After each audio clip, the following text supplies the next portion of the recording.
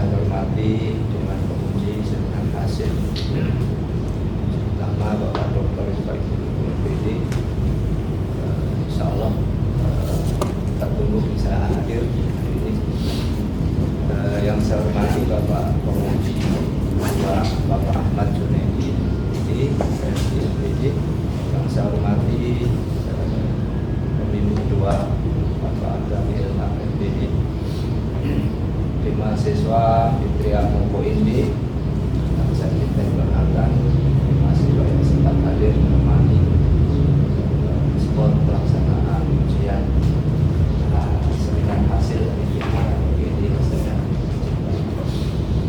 Alhamdulillah sesuai dengan undangan sudah disampaikan dari pimpinan, hari ini kita akan melaksanakan hasil Fitria Moko Indi dengan judul Pola Asuh Single Dad, ya betul, dalam mendidik akhlak anak di desa Saliu, Kecamatan Bulangutang Timur. Dengan harapan Allah SWT kita mulai, kita buka sama-sama dan mengalaskan bismillah. Bismillahirrahmanirrahim. Seminar hasil dimaksudkan untuk memberikan masukan ya, atas koreksi konsep hasil penelitian, sehingga insya Allah ketika masuk dalam ujian skripsi nanti kita sudah siap baik dari sisi konsep maupun mental dari mahasiswa.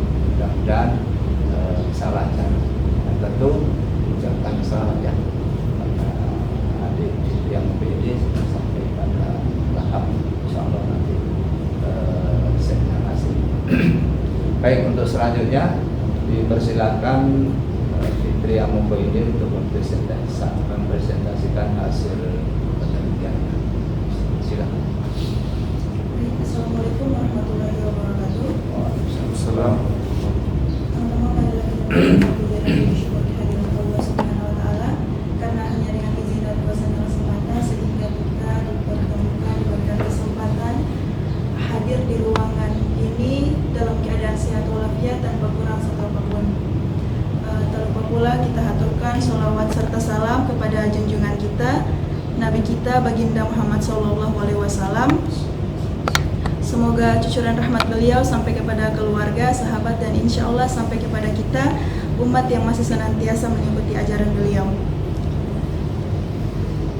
Pertama-tama saya ucapkan banyak-banyak terima kasih kepada pembimbing satu saya, Bapak Dr. Andes Kusnan MPD, pembimbing dua saya Bapak Abrari Ilham MPD, serta penguji dua saya Bapak Ahmad Junaidi MPD yang pada kesempatan hari ini masih meluangkan waktu untuk hadir di seminar hasil saya.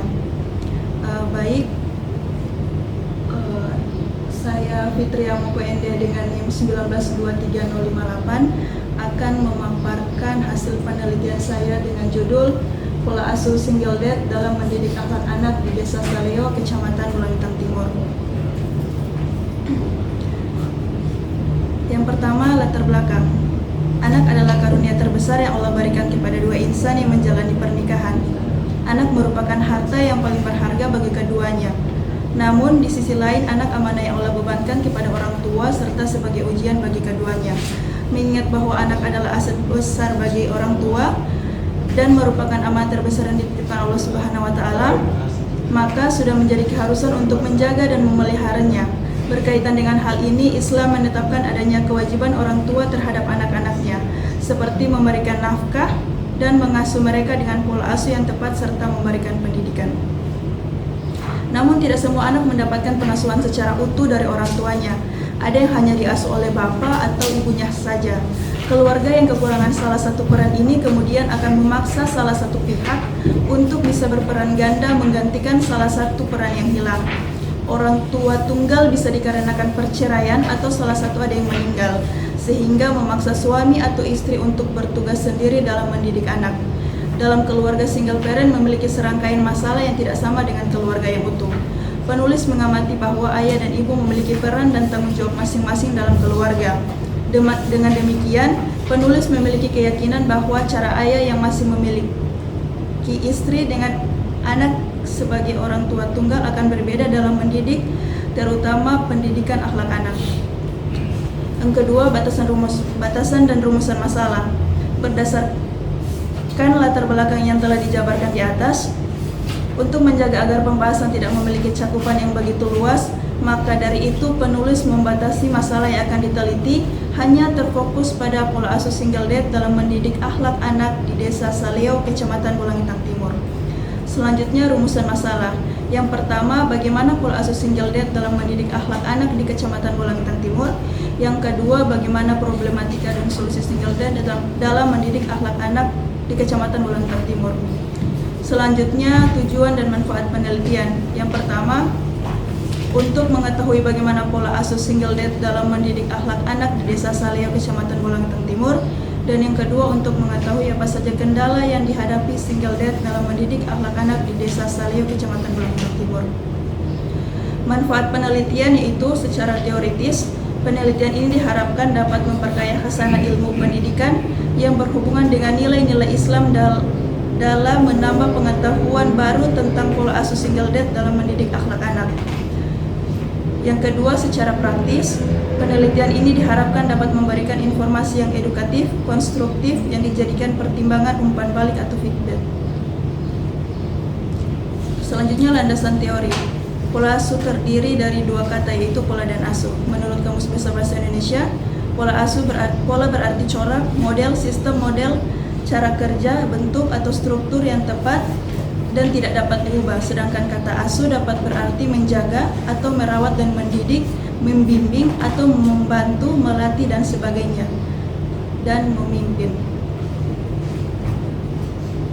Macam-macam pola asuh. Pola asuh dibagi menjadi 4, yaitu yang pertama pola asuh demokratis, yang kedua pola asuh otoriter, yang ketiga pola asuh permisif, dan yang terakhir pola asuh tipe penelatar. Single dad adalah single parent. Dalam hal ini seorang ayah selain harus bekerja keras untuk mencari nafkah untuk keluarga, mereka juga harus mendidik anak dan berperan ganda menjadi ayah dan ibu bagi anak-anaknya. Pendidikan akhlak berkisar tentang persoalan kebaikan dan kesopanan, tingkah laku terpuji, serta berbagai persoalan yang timbul dalam kehidupan sehari-hari dan bagaimana seharusnya peserta didik bertingkah laku. Selanjutnya, metodologi penelitian. Tempat penelitian yang diambil oleh penulis ialah Desa Saleo, Kecamatan Bulangitang Timur. Waktu yang dibutuhkan yaitu 3 bulan dari bulan April sampai Juni. Selanjutnya, sumber data. Yang pertama, jenis data, menggunakan data primer dan data sekunder. Sumber data, adapun sumber data yang diambil dari penelitian ini yaitu observasi, wawancara, dan buku-buku yang berkaitan dengan penelitian ini. Selanjutnya, upaya single dad dalam mendidik akhlak anak. Setiap pola asuh yang diterapkan orang tua memiliki dampak sikap anak, termasuk sikap anak terhadap lingkungan sosialnya, sikap anak terhadap orang tua, dan sikap anak pada dirinya. Adapun beberapa macam pola asuh yang diterapkan tersebut yaitu pola asuh demokratis,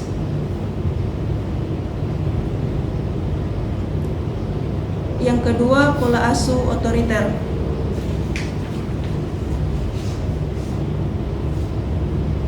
selanjutnya kendala single dad dalam mendidik akhlak anak.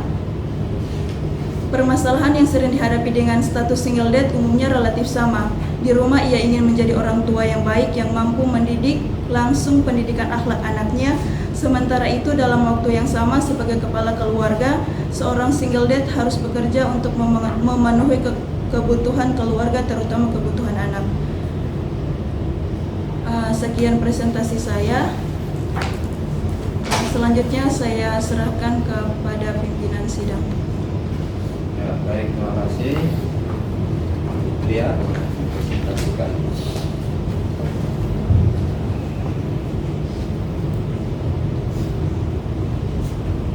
Ada berapa orang yang meneliti? Ada 7, Bapak. 7 ya, semua diteliti. Iya.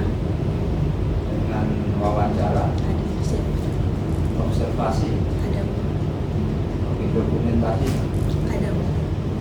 ada file-file mereka. Kalau file cuma dokumentasi foto Bapak dengan rekaman. Bukan catatan kriminal, bukan catatan apa ya. Maksudnya ada bentuk tulisan yang mereka simpan. Kalau yang cuma satu Bapak, kalau yang satu selain ada wawancara langsung itu juga kirim lewat WA jawaban-jawaban yang Fitri tanyakan. Baik, karena penguji satu belum sempat hadir, seandainya sampai selesai tidak bisa hadir, nanti pakai jalan fotokopi. Fitri yang ini langsung waktunya untuk wawancara maupun minta masukan secara langsung. Baik, untuk selanjutnya kita masuk di sesi pendalaman pada penguji 2 tentang waktunya sebentar. Baik, terima kasih. Sudah alhamdulillah bersama waktu yang bisa hormati Pak Andes Kusnul Presiden selaku Presiden pada hari ini sekaligus kami aman hormati Pak Rafi Hamid Wah dan khusus kepada Bunda Fitria Ende. Sehat ya? Alhamdulillah. Banyak yang saya tanyakan masih mengenai tulisan atau skripsi kami yang tujuan adalah supaya penggunaan supaya ini baik. Pertama saya katakan dulu dia ini mewakili zaman apa? 2018. 2018. Jadi ada buku pedomannya? Ada di handphone Bapak. Tidak di print. Ada PDF. Iya. Jadi itu dia harus nulisnya sesuai dengan pedoman.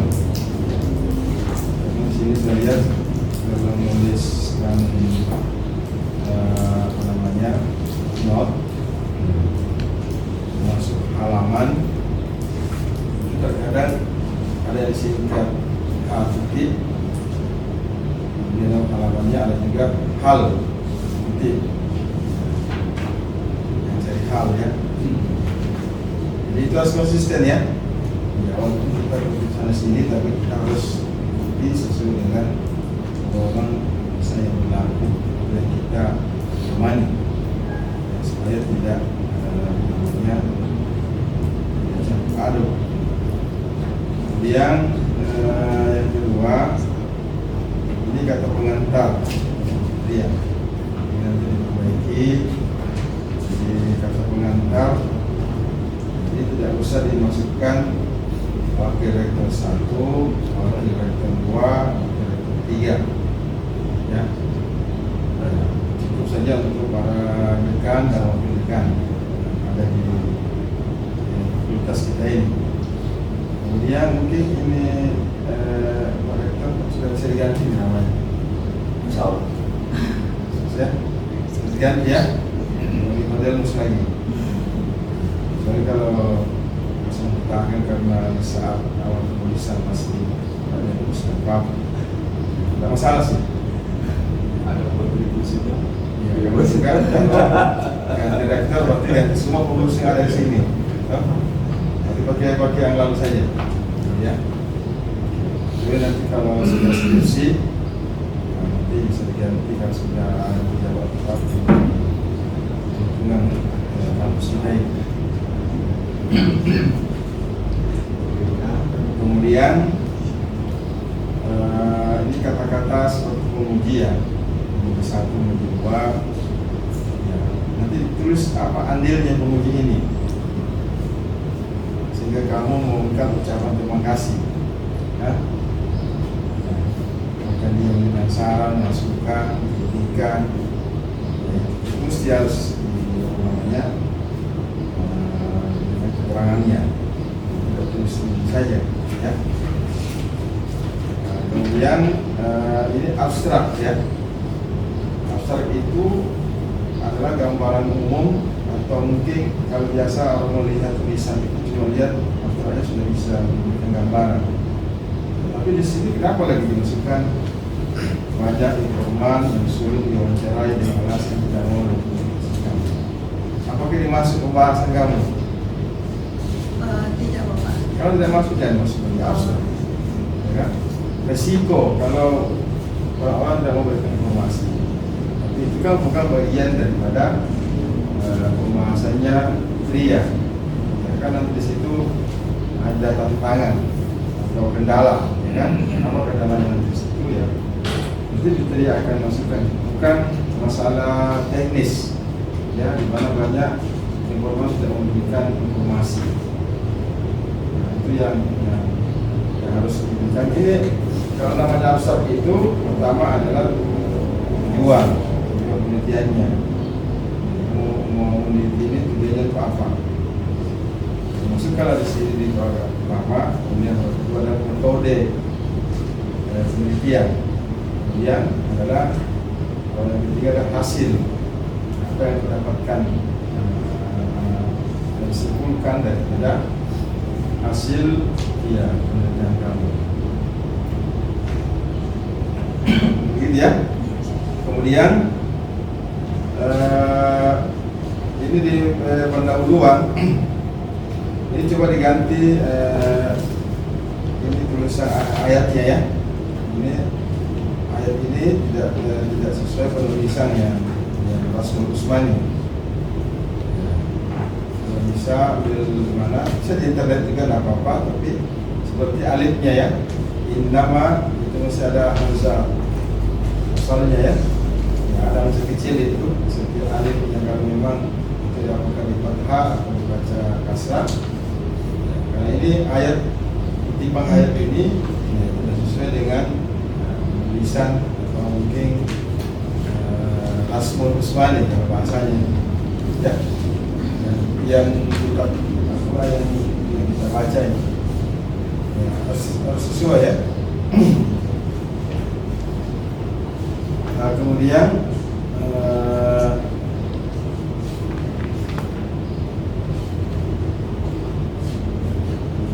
kalau ini yang ayat yang ke selanjutnya Surah Luqman ini sudah betul nih, ya, bagus ini.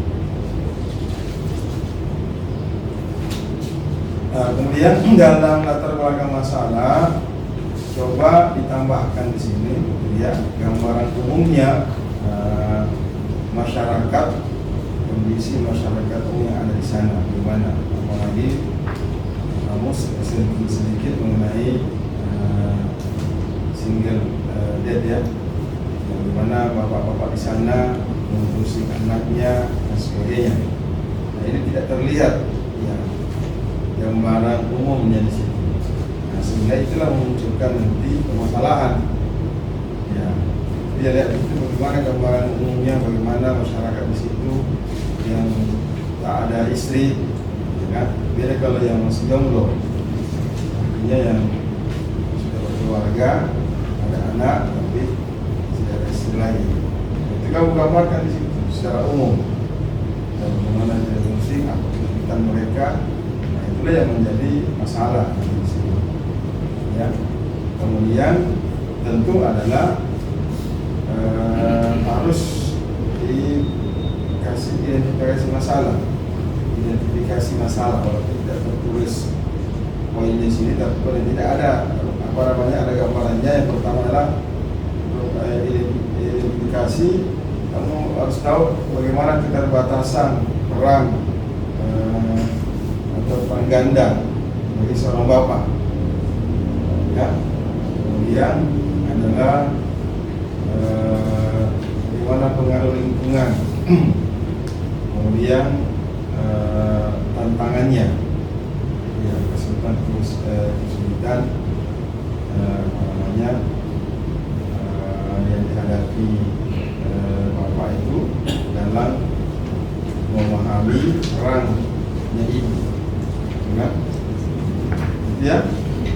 Nah, kemudian batasan masalah, jadi batasan masalah itu bukan hanya judulnya, tapi kita berikan batasan seperti fokus pada pola asuh single dad ya, di desa Saleo. Ini yang saya berikan. Kemudian adalah batasan masalah kedua, penelitian terbatas pada aspek pendidikan akhlak anak, kan? Karena ini fokusnya kepada pendidikan akhlak, tidak yang lain. Ya, kemudian tentu adalah partisipasi penelitian ini dari ayah yang tinggal di desa Saleo. Ya, jadi dengan judul itu bisa dibagi tiga, adalah pertama adalah pola asuh seorang single dad. Yang batasan kedua adalah penelitian terbatas pada aspek pendidikan akhlak anak. Kemudian partisipasi penelitian dari ayah yang tinggal di desa Saleo yang memiliki anak, yang pertama anak usia sekolah, ya, sudah mahasiswa, dia tidak perlu lagi diurus dia, tinggal kirim duit, ya. Nah, itu batasan masalah supaya tidak lari kemana-mana, ya. Kemudian saya sedikit koreksi, ya, kalau ini diterima, rumuskan masalahnya. Ya, usaha masalah pertama bagus bagaimana pola atau mungkin strategi. Ini kasus dengan judulnya ya, pola asuh. Bagaimana pola asuh dalam mendidik anak, mendidik akhlak anak di desa Saleo. Kemudian kalau bagian B-nya bagusnya adalah bagaimana peran dan tantangan ya, yang dihadapi single dad dalam mendidik anak, ya.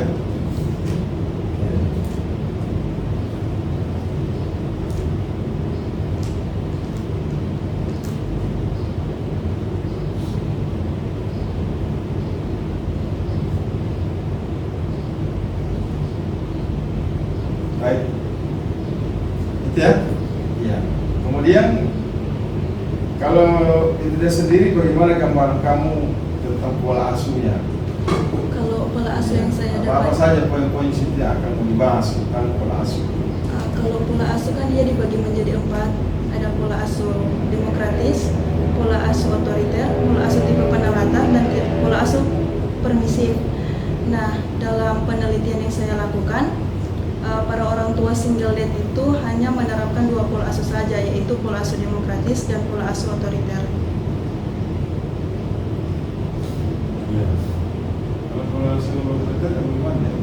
Kalau pola asuh otoriter itu yang menetapkan standar mutlak anak harus mengikuti kemauan orang tua. Mestinya itu kan tadi saya katakan pola asuhnya itu adalah fokus kepada pendidikan akhlak, dimana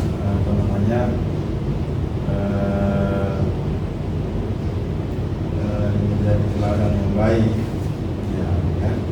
Ya, itu ada poin-poinnya sebetulnya yang harus dijadikan standar ya sebagai pola asuh. Itu yang nanti yang bisa menjadi pembahasan nanti, termasuk dari sisi ada informannya. Mungkin berkaitan tentang bagaimana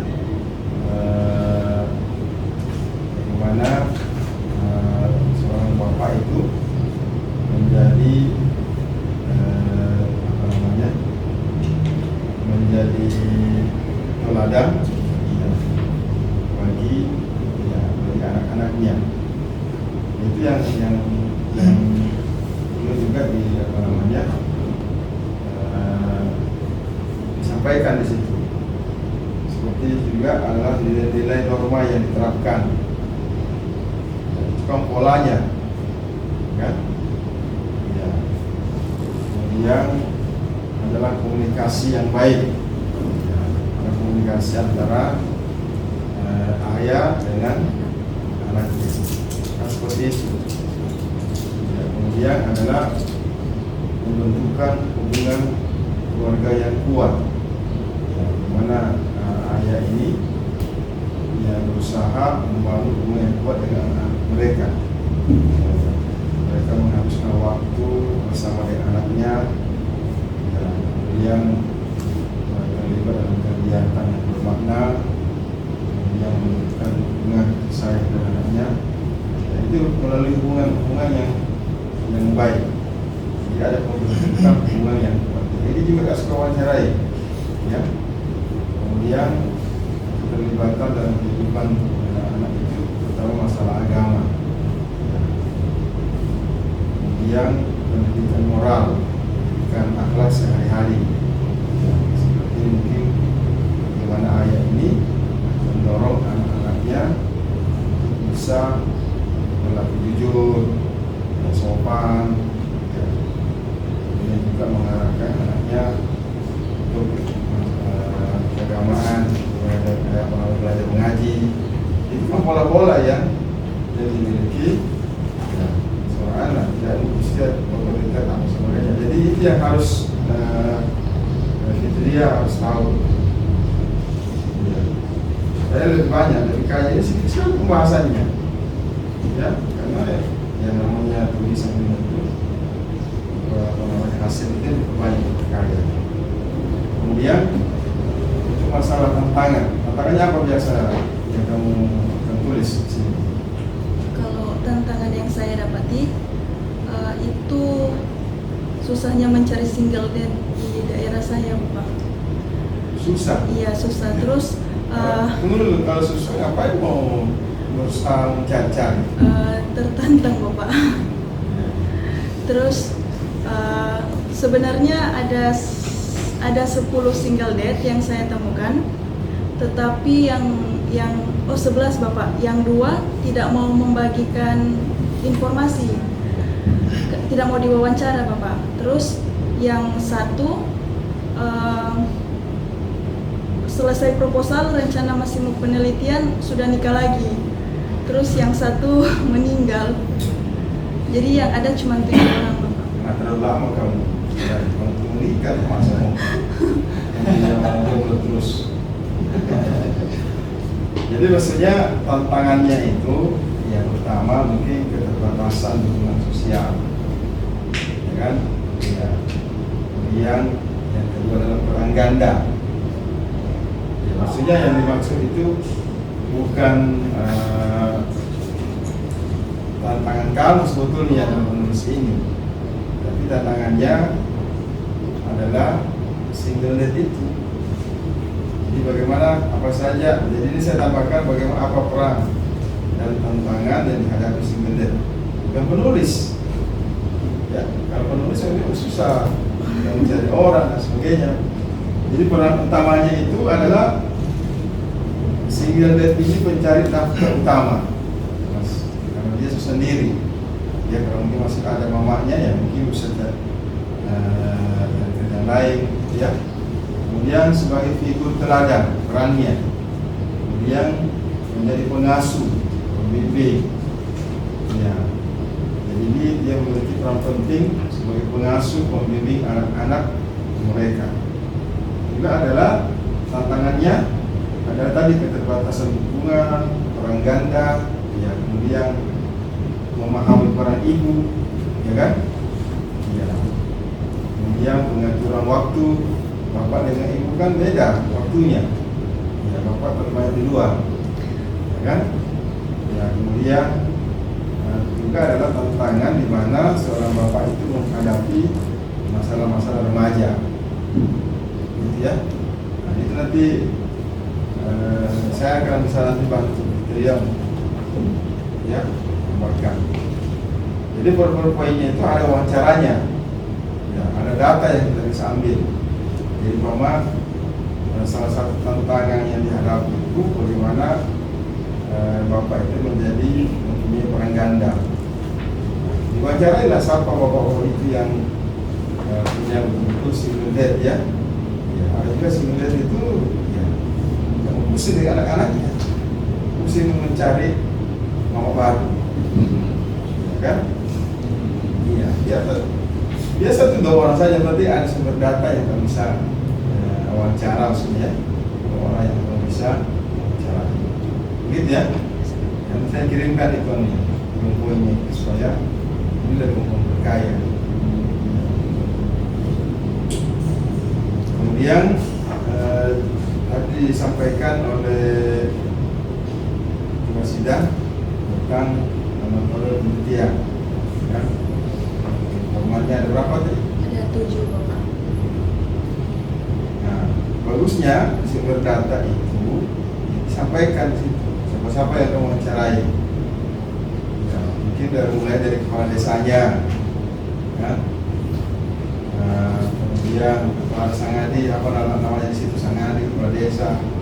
Jadi ada kepala desa di situ. Nah, kemudian apa namanya, single dad-nya itu berapa orang? 10, tahu kan? Ya. Kemudian anak perlu nggak diwawancarai? Sebagai orang yang dididik, Iya. ya penting juga. Masukkan di situ berapa orang? Berapa yang ingin kamu wawancara? Jadi single dad itu tidak mesti harus 10 ya. Ya. Kalau tadi kamu katakan susah mencari itu ya 5 aja saja. Ya. Kalaupun kamu sudah wawancara kemudian sudah menikah, ya pengalamannya dulu, ya kan? Pengalaman dia waktu dia masih single berapa tahun, mengurus anaknya. Nah, setelah tadi sudah proposal, kemudian sudah menikah, tidak apa-apa. Pengalaman dia, ya kan? Itu yang kemudian anak, ada berapa orang anak di situ bisa disampaikan berapa anak. Ya, kemudian juga ada juga informasi tadi mantan single dad, ya kan? Iya, yang penting dia pernah mengalami, ya kan? Ya kan, yang cewek-cewek yang masih gas-gas ditanyakan, atau sudah remaja, bukan pengalaman begitu, ya kan? Jadi sumber datanya, jadi supaya jelas ini kan sini tidak disebutkan, tidak disampaikan. Kemudian ini juga masalah tempat dan waktu. Jadi digabungkan saja tempat dan waktu penelitian. Ya, tempatnya di mana, kemudian penelitiannya berapa bulan. Ya.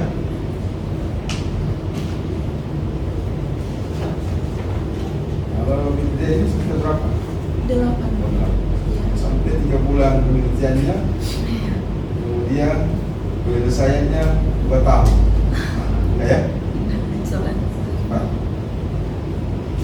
Kalau begitu buat ya 3 bulan penelitian, biasanya nanti kota nanti dipanggil lagi. Cepat ya. Kasih laju. Kalau ingin pulang sebentar atau besok. Kamu tinggal di mana? Di Desa Saleo Bapak Bol. Desa Saleo. Iya. Pulang. Insya Allah. Pulang supaya bisa jadi kurban kamu sana. Maksudnya dapat lagi kurban. Ya. Nah, kemudian untuk hasil ya. Ini gambaran umum lokasi penelitian. Kalau gambaran umum lokasi penelitian itu di mana tempatnya? Di Desa Saleo, Kecamatan Bulan Desa Saleo. Pertama ada letak geografisnya dulu. Ya kan, ambil di Google Map itu bisa di mana. Nah, baru jangan lupa jadikan dia sumber data di situ. Maksudnya di mana kamu ambil? Cuma di Google Map atau apa kan? Di mana lah? Ya. Kalau ada cara lain untuk bisa mendapatkan data geografisnya di desa itu. Kemudian sejarah singkat, jadi sudah ada sejarah singkat Desa Saleo. Sejarah singkatnya itu berarti ini siapa ini? Labuto, Dulango, Putigo. Itu nama tempat Bapak. Nama tempat ini? Iya. Nama desa? Jadi Di Desa Saleo itu ada terbagi beberapa daerah, kawasan yang nama tempatnya itu dia Bapak. Oh iya. Iya. Saya kira nama single dad. Bukan Bapak. Oke. Nah, sini lagi diberikan notnya di situ. Kamu dapatkan di mana informasi ini? Di Badan Statistik yang Kabupaten Bola Amungodo Utara punya Bapak. Nah, di situ. Dapatkan data ini dari Badan Statistik, ya atau mungkin di kantor desa. Kenapa tidak sini di kantor desa? Ada juga Bapak, ada di kantor. Ayo masukkan di sini. Ya. Nah, kemudian kondisi sosial di sana, kondisi sosial budaya. Ya, bagaimana sosialnya orang di situ, bagaimana budayanya orang di sana, kan? Yang karena apalagi jadi orang di sana bisa menggambarkan di situ. Ya, bisa cari di internet atau apa, kondisi sosial saat orang desa di Saleo, ya, cari informasi yang kamu saja yang buat oh ini sesuai dengan keadaannya kemudian. Ya. Kemudian infrastrukturnya, sarananya di situ. Di situ desa Saleo ada sekolahnya, ada sekolah berapa, musim berapa, ya, kantor desa yang berapa, gitu kan? Nah, itu juga, ya, itu bisa didapatkan di informasinya di kantor desa. Makanya tadi pentingnya informannya dari kepala desa, ya kan? Ya, kemudian lingkungan, kondisi pendidikan dan agama, bagaimana pendidikan orang-orang di sana, rata-rata S1. Kemudian dia S2, kemudian dia sekolahnya, kemudian agama di situ. Sana Universitas Muslim. Iya Bapak, ada di lampiran halaman 68. Kalau Tapi ada kamu nggak masukkan di sini. ada Pak. Nah, Ada. di sini dia. Oh tidak, di belakang. Jangan di lampiran, Oh, ya kan? Maksudnya di jalur itu gambarannya saja di sini. Oke? Kemudian bagaimana kondisi ekonomi. Jadi enam ini yang sudah mewakili gambaran umum. Baru nanti bagusnya komentari setiap per poin itu dianalisis, ya, perlu dikomentari kondisi ekonominya kan. Kamu juga namanya hasil. Ya. Kalau visi misi ada, ini juga ada. ada. Kamu juga boleh juga tambahkan struktur desa itu, kan? Organisasinya. Ada.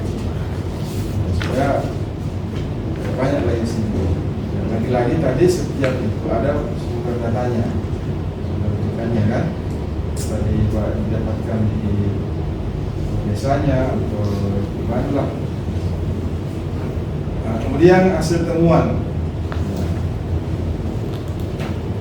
Nanti bisa kamu kotakan di sini tentang umpama satu adalah pola asuh. Jadi kalau kita memikirkan hasil temuan itu, pertama adalah sesuai dengan rumusan masalah kamu. Rumusan masalahnya si Fitri apa tadi? Mengetahui bagaimana pola asuh single dalam pendidikan anak-anak di Desa Saleo dengan kendala. Ya, gitu. Nah, satu buat kasih poinnya pola asuhnya toh, kemudian pemahaman tentang nilai-nilai norma yang diterapkan oleh sekolah itu. Jelaskan di situ dengan hasil wawancara. Ya, gitu ya. Jadi kan ini berkaitan tentang pendidikan akhlak anak kan. Sudah satu orang, dua orang itu kamu wawancarai bagaimana bapak mendidik anak mengenai akhlaknya, betul? Ya. Gitu ya. Kemudian poin kedua, mama bicarakan tentang komunikasi yang efektif. Bagaimana bapak menjalin komunikasi dengan anak-anak. Nah, itu yang caranya begitu. Kapan ada waktunya dan sebagainya. Paham ya? Di sini kan kamu cuma hanya tulis pertama penilaian akhlak. dari pola asuh, macam-macam pola asuh. Kemudian B-nya tidak ada. Ada? Kendala. Hah? Kendala.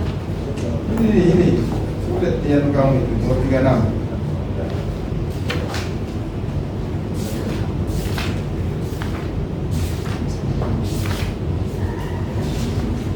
DPB di halaman 47. Nanti dirubah itu ya. Jadi ini macam-macam pola asuh kan harus ya. Ya. Apa di situ? Jadi sesuai nanti yang apa namanya? Ya pola pertama umpama membentukkan hubungan yang kuat antara anak-anaknya. Ya. Apa? Kemudian setiap hasil wawancara ini, jangan wawancara semua ini, maraton semua ini wawancara ini. Setiap wawancara itu dibilangkan dulu bahwa dari A dengan B ini sama jawabannya, itu digabungkan, baru nanti di komentari itu. Begitu, bukan wawancara semua. Pilih situ dulu, bahwa wawancara ini berbicara tentang pendidikan akhlak sehari-hari, kan? Ya. Siapa bapak siapa? Bapak satu, bapak kedua. Barulah kamu komentari di situ.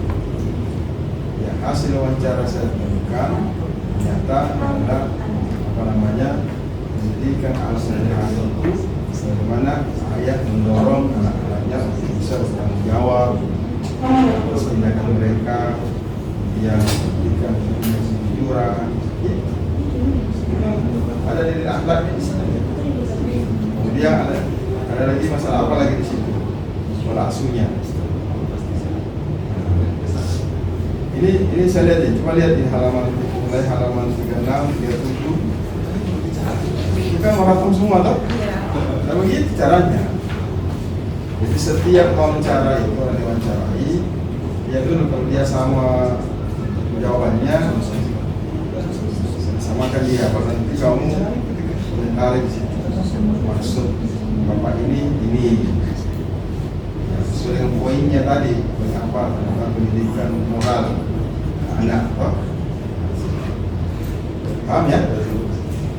Baru nanti modelnya dalam membuat catatan footnote itu dan kaki kalau wawancara apa dulu, nama bapak dulu, siapa informannya yang wawancarai,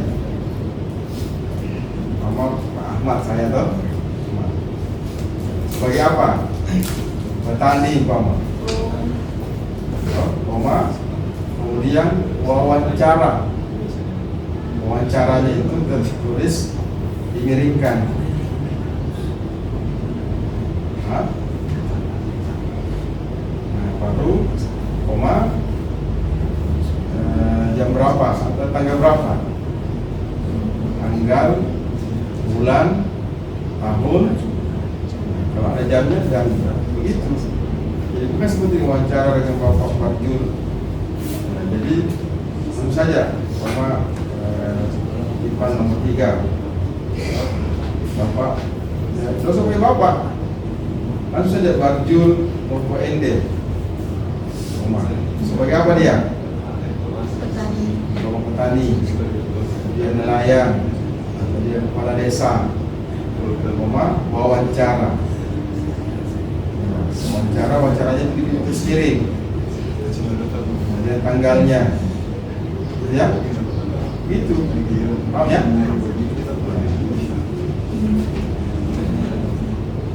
Ada namanya di Kilauma, sama lagi itu Sekar Bangko ini, ya, kita tahu apa posisinya dia sebenarnya, ya.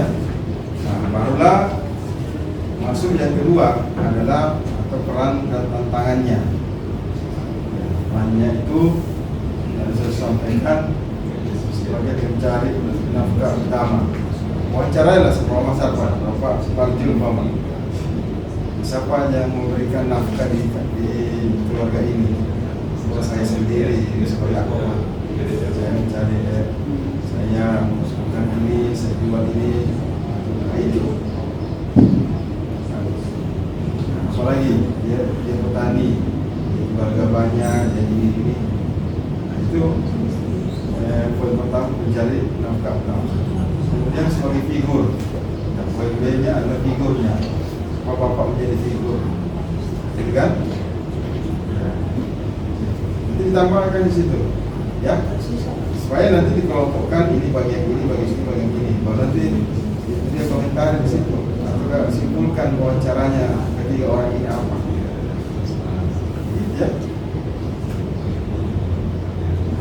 Kemudian tantangannya nanti salah satu tantangan tadi adalah keterbatasan hubungan sosial.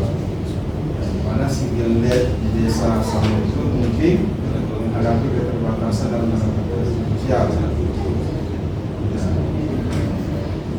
Cari wawancaranya masalahnya. Jadi wawancaranya itu adalah tidak serta-merta urusan pribadi orang. Takut orang diwawancarai, ya kan? Bukan membicarakan masa lalunya. Jadi bagaimana bapak bisa mengurusi anak-anak ini tanpa seorang ibu? Nah, mungkin bahasa kamu lain sana ketika tidak mau diwawancarai, ya kan? Takut jangan sampai mengorek-ngorek masa pribadi orang, ya kan? Jadi yang kamu itu, Pak, saya cuma wawancara ini adalah bagaimana bapak bisa mengurusi anak-anak tanpa ibunya, Pak. Bagaimana kan? Pasti dia mau itu. Ya, kalau masa pribadi ini mau lah. Kenapa bapak bercerai? Kan saya mau kan? Jadi itu tinggal kita lah yang berikan semacam kata pengantar dulu kepada orang yang kita akan wawancarai. Saya punya penelitian seperti ini. Jadi kalau dia secara langsung, ya ini sama dengan mau mengorek-ngorek masalah dari orang, ya, padahal tidak. Ya, pasti dia mau. Bagaimana pengalaman bapak mengurusi anak ini tanpa ibu? Kita begitu. Sudah bagus wawancaranya. Seperti tadi, ini wawancaranya dari bapak Gorjul Mongko Inde adalah saya akan menegur menasihati anak saya ketika dia main. Ini kan salah satu model akhlaknya kan. Itu saya tanya itu. Ya. Berapa orang bicara tentang itu disiplin sama akhlak, kamu komentarin wawancara itu. Itu namanya hasil temuan, kan? Dan tadi tantangannya, barulah masuk kepada pembahasan hasil temuan di situ. Bahaslah secara utuh di situ dan kamu temukan. Jadi bukan lagi model ada lagi wawancara di situ muncul, kan? Ya. Nah, bisa juga ditambahkan dengan teori-teori yang lain sesuai dengan hasil teori yang kamu tulis, pola asuh dan sebagainya, kan? Kemudian ini penutup dua ya. Jadi kalau kesimpulan itu berarti kalau dua masalahnya berarti dua juga yang disimpulkan. Ya.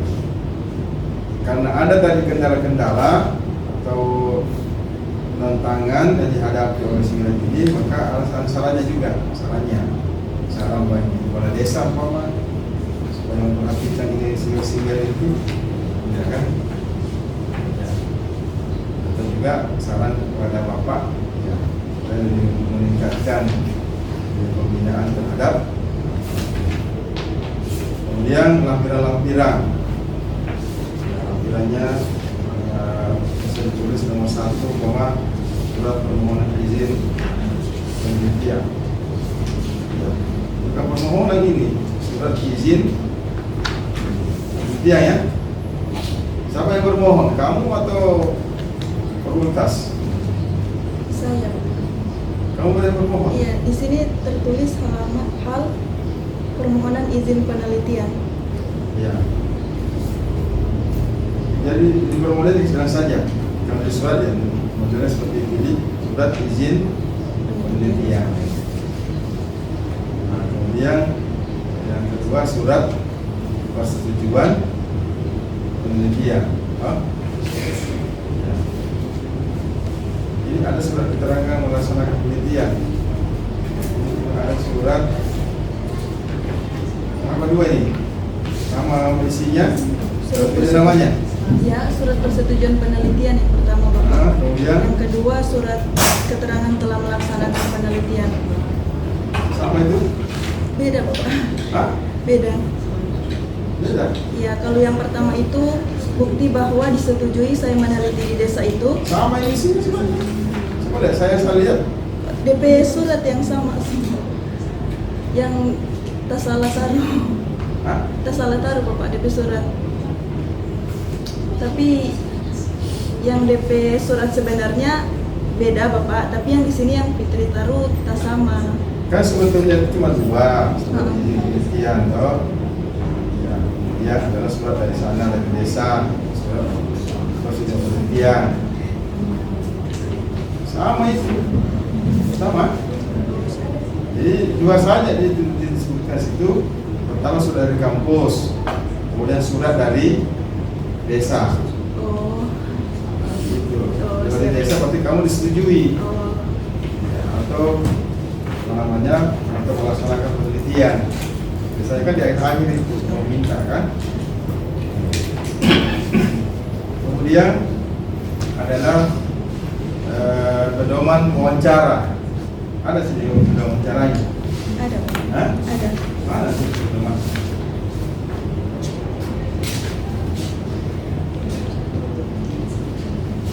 Ada di bagian Kasih berurut ya. Udah wawancara dulu siapa? Sama wawancaranya kepala desa, ini bunyinya nih. Apa, bagaimana, kan?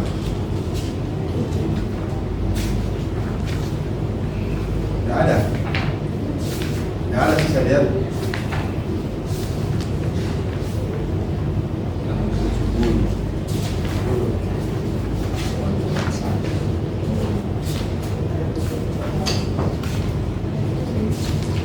Nah ini sudah wawancara lah ya. iya. Nanti dipisahkan. Ini wawancaranya untuk kepala desa, atau ini wawancaranya single date-nya, kan? Ya. Ini wawancaranya anak yang mau diwawancarai. Gitu ya. Ini kan kamu semua satukan saja ini. Kemudian tadi disertai dengan surat permintaan wawancara.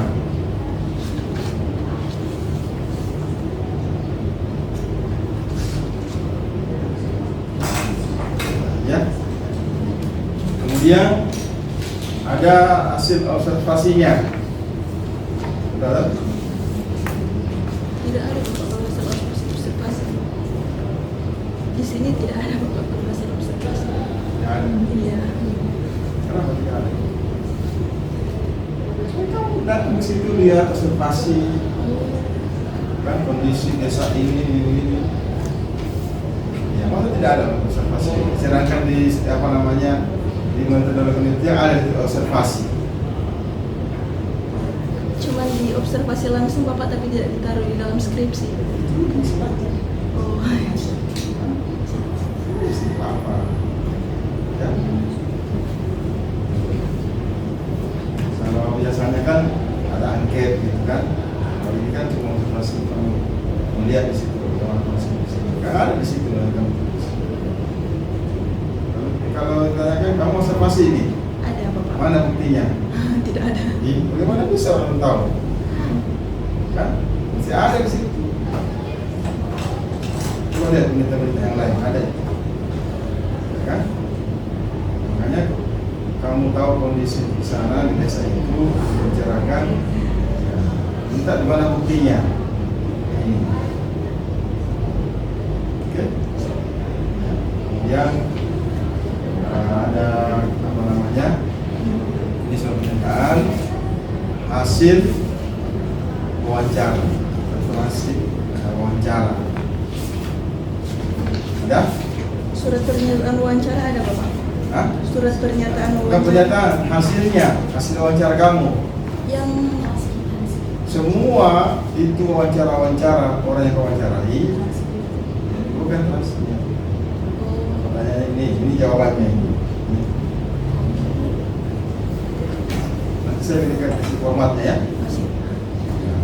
Informannya namanya siapa, di mana kau wawancarai, ya, bukan pesawat, tanggal berapa, jam berapa, baru itu di bawahnya hasil wawancaranya.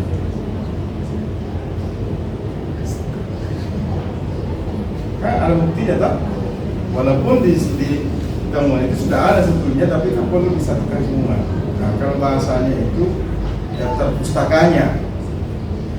Daftar pustaka itu kan tidak boleh masuk wawancara sih. Jadi dia diberikan khusus namanya transkrip ya, wawancara atau hasil wawancara. Jadi sesuai dengan pedoman wawancaranya. Nah, ini jawabannya ini semua. Ini bapak ini, anak ini, kepala desa.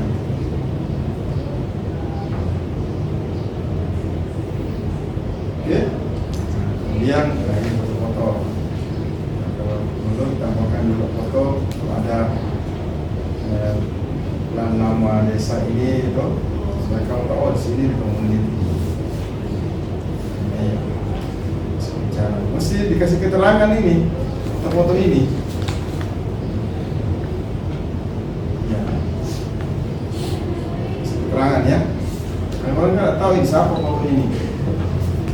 Sampai ada Pak Abraham di sini lagi anak.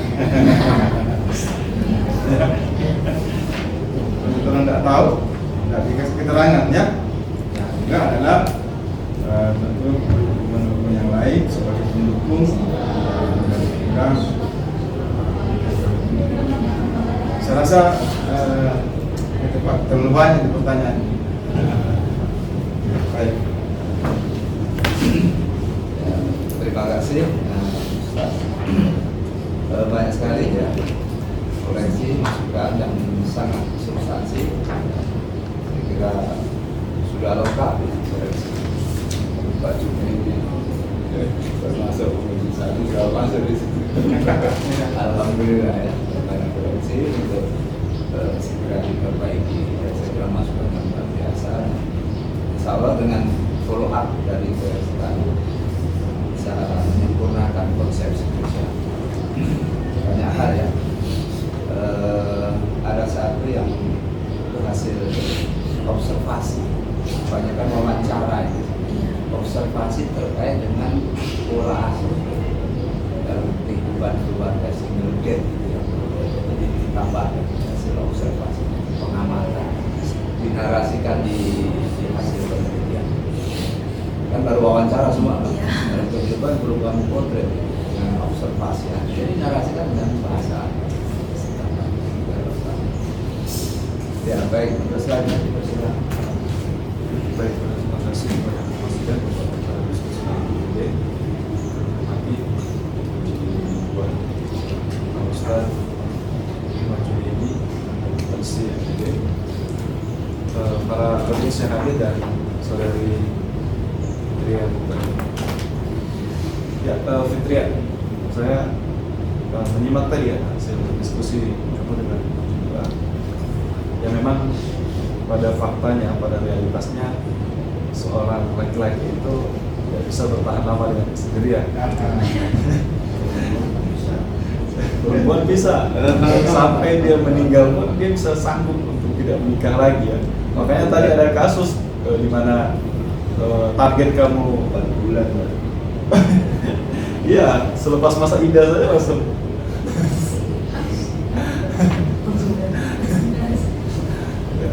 Jadi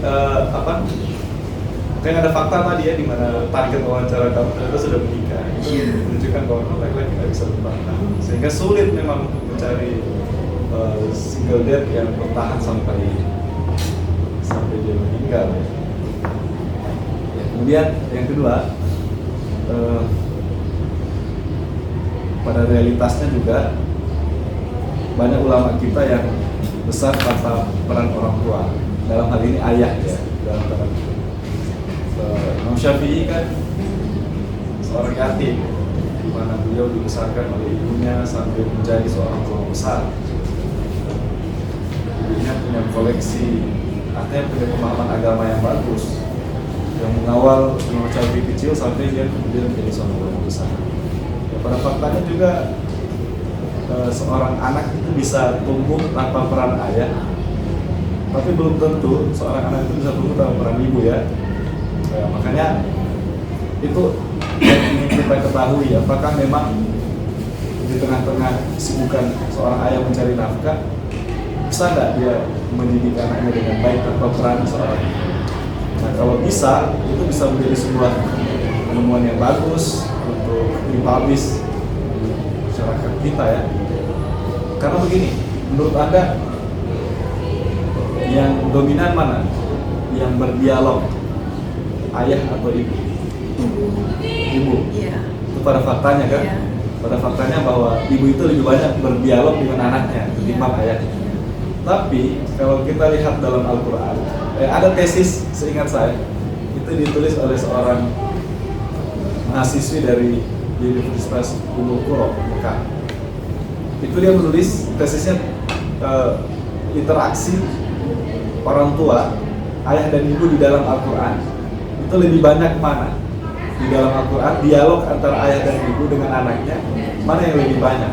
Ternyata hasilnya adalah dialog ayah lebih banyak daripada dialog ibu dalam Al-Quran. Jadi makanya interaksi misalnya antara Nabiullah Ibrahim dengan anaknya itu kan disebutkan oleh Allah dalam Al-Quran. Ya, sampai terjadi peristiwa kurban, itu kan dialog antara Nabi Ibrahim dan anaknya ya. Ternyata interaksi ayah lebih dominan. Nah, ini ada salah pola asuh berarti dalam pendidikan kita kan. Seharusnya ayah itu lebih banyak berinteraksi dengan anaknya. Jadi kalau penelitian tentang pola pendidikan orang tua dalam keluarga itu seharusnya didominasi oleh ayah, bukan oleh ibu. Tapi pada faktanya tidak ya. Nah, makanya saya sangat support tentang penelitian ini, di mana saya ingin bahwa orang tua, dalam hal ini ayah, harus punya peran dominan dalam memimpin atau dalam mendidik anak-anaknya. Contoh di dalam berkomunikasi ya. Ini penelitian ini tadi sudah sempat disinggung, yang namanya pola asuh ya. Di dokumentasi saya melihat ada anak kecil ini, Iya. bayi ya. Enggak, itu foto lama. Oh, foto lama. Iya. Sekarang umur anak itu sudah kelas 1 SD, sudah 7 tahun. Ya. Jadi perlu ada banyak batasan dalam penelitian ini, tadi sempat disinggung mengenai pola asuh dan batasan umur dalam penelitian ini. Nah, kalau Anda menemukan kesulitan mencari informan tadi karena terbatas di single bed, ya tinggal Anda buat kira-kira apa yang akan Anda batasi. Ya, makanya sangat disayangkan sampai ada muncul kalimat di dalam skripsi ini, ada yang tidak mau diwawancarai karena menjaga privasi. Ya. Iya. Makanya perlu Anda membatasi dari awal ketika Anda penelitian, sehingga tidak akan ada yang menolak kalau Anda bisa menempatkan posisi Anda sebagai peneliti pola asuh, bukan sebagai peneliti penyebab perceraian. Ya, itu kan hal privat ya, yang tidak ingin semua orang publish. Nah, makanya Anda perlu menekankan dari awal bahwa saya ingin meneliti tentang pola asuh, bukan masalah perceraian yang dihadapi oleh keluarga tersebut. Saya yakin kalau ada penekanan itu dari awal, makanya saya ingin tanya, kamu ingin di penelitian ini kamu menggunakan observasi jenis apa? Kan observasi banyak jenis ya, ada partisipatif, ada non partisipatif. Kamu terlibat di mana? Partisipatif, Pak. Benar. Iya. Kamu menyaksikan langsung bola asuh itu. Iya, soalnya 24 jam kamu lihat. Mau masak. Kamu tinggal di rumah duda tersebut. kalau 24 jam tidak Bapak. Mungkin cuma ada 1 minggu itu 3 kali, 4 kali menyaksikan langsung. Berapa lama durasi kamu menyaksikan langsung? Cuman kalau pulang libur itu sering, tapi kalau dalam Enggak, maksudnya penelitian kamu tinggal di rumah tersebut atau tidak, Bapak. Ya, enggak ya. Ya enggak mungkin lah ya. Berarti kamu sifatnya non partisipatif. Nah, kalau kamu partisipatif, kamu harus melihat 24 jam bagaimana sih seorang ayah mendidik anaknya selama 24 jam. Itu kan enggak kamu saksikan. Nah, pun dengan wawancara saya yakin kamu menggunakan wawancara jenis struktur kan. Terstruktur wawancara kamu ya. Kamu pakai pedoman daftar. Itu yang kamu baca pertanyaannya, kemudian kamu catat, pertanyaan selesai, wawancara dokumentasi. selesai. Iya, Wawancara dokumentasi iya. selesai. Makanya seharusnya ada ya kalau kamu memilih terstruktur tidak masalah. Ada juga semi struktur atau tidak terstruktur. Kalau tidak terstruktur itu peneliti tidak menyiapkan pertanyaan, daftar pertanyaannya yang tertulis, tapi dia mengalir, dia mengeksplor sesuai dengan respon dari informan, ya. Nah, kalau itu yang kamu gali, semi struktur atau tidak terstruktur, itu lebih menarik sebenarnya. Kamu bisa mengeksplor respon jawaban dari seorang informan, sehingga nanti ada fakta yang akan terbuka di sana. Makanya dalam penelitian kualitatif itu dianggap penelitian yang benar-benar natural, objektif. Itu kalau keluarga tersebut tidak tahu bahwa kamu sedang meneliti. Ya kan kamu kan orang sana, asli Salel kan, asli Salel kamu ya. Sehingga menurut saya lebih mudah lah berinteraksi dengan masyarakat di sana karena kamu asli sana, kamu bukan orang asing. Mungkin kalau kamu orang asing, ya sulit untuk kamu menggali informasi tanpa mengetahui bahwa kamu itu bukan sedang meneliti. Ya, dan tadi data-data yang disebutkan harusnya disebut di spesifikasi di dalam metodologi. Di sini kan ada data primer, data sekunder. Ya, kalau primer apa yang kamu pahami? Data yang dapat dari informan Bapak, dari kepala desa. Belum Dari- tentu.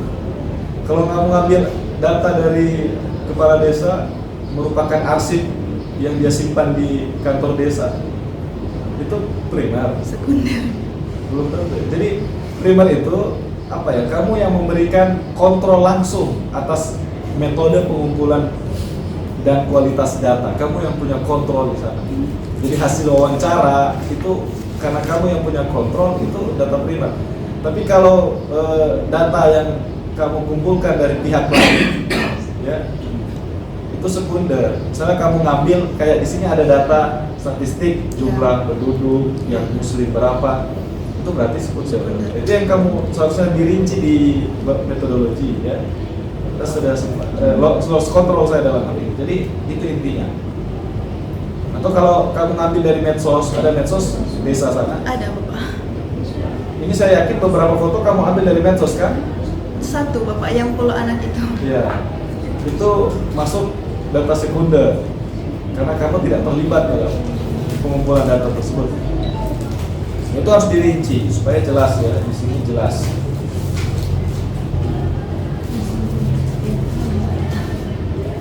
Dan kritik saya itu tidak ada penelitian deskriptif kualitatif, itu nggak ada ya, karena kualitatif itu pasti deskriptif. Ya, itulah fungsi penelitian kualitatif, dia merinci, menjabarkan. Ya, makanya setiap penelitian kualitatif itu pasti deskriptif. Nah, bukan pendekatan kualitatif, di sini juga ada pendekatan kualitatif. Ya, pendekatan itu kalau John Creswell itu kurang lebih ada 5.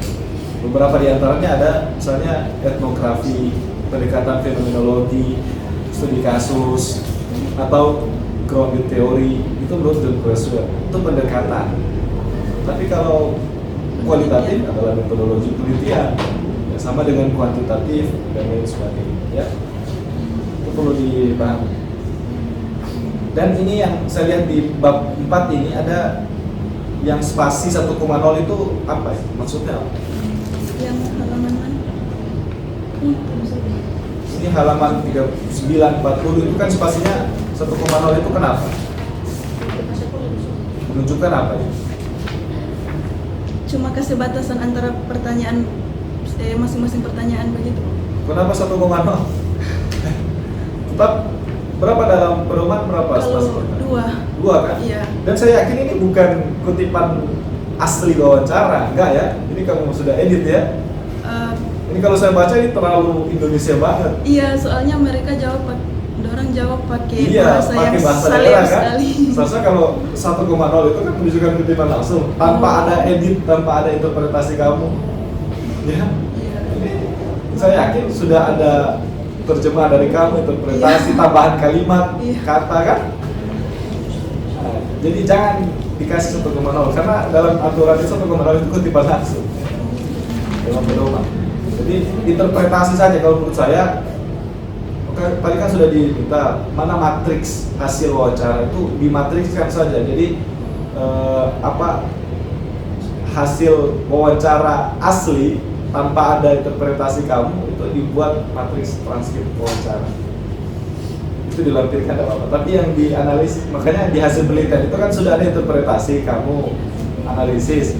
Itu yang harus kamu masukkan di bab 4 dan tidak lagi menggunakan spasi 1,0. Tapi sudah 2,0 sesuai dengan aturan pedoman kita ya.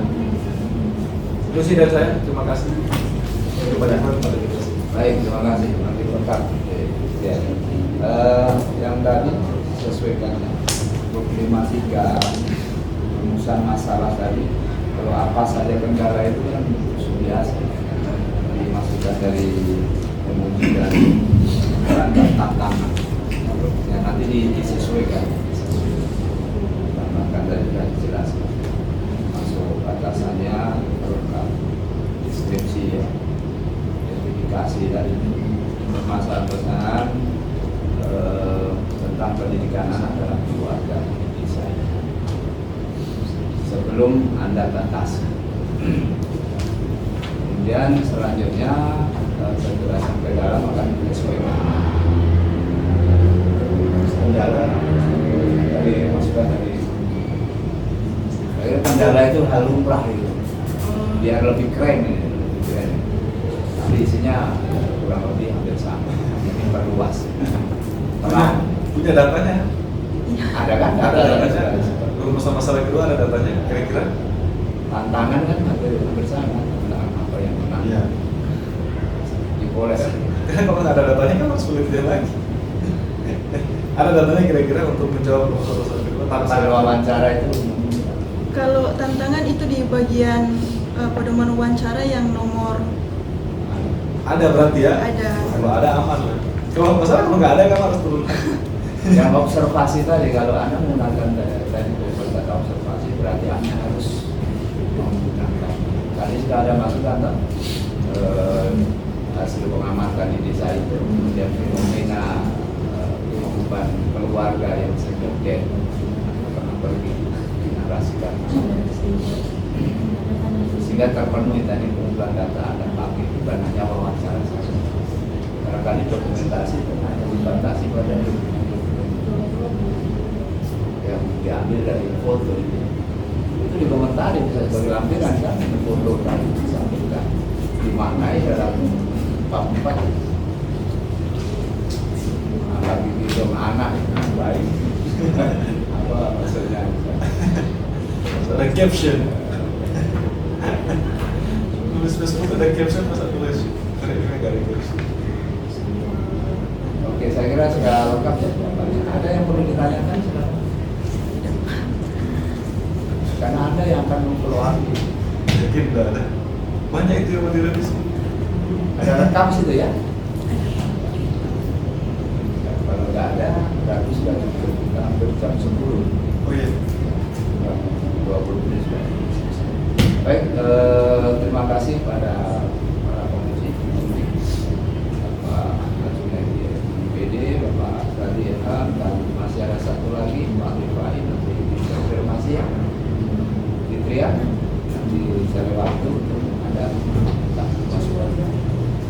dengan demikian dianggap selesai sudah hasil. Insya Allah diharapkan Anda bisa menyelesaikan perbaikan paling lama 1 bulan, lebih cepat lebih cepat. Baik, terima kasih. Kita akhiri, kita tutup dengan sama-sama.